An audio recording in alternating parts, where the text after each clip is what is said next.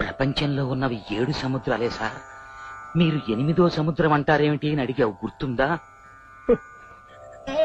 కలుక్కుమన్న గుండెల్లోంచి కట్టలు తెంచుకుని ప్రవహించే కన్నీటి సముద్రమేనయ్యా 8వ సముద్రం. అన్ని సముద్రాల కన్నా భయంకరమైంది కన్నీటి సముద్రం.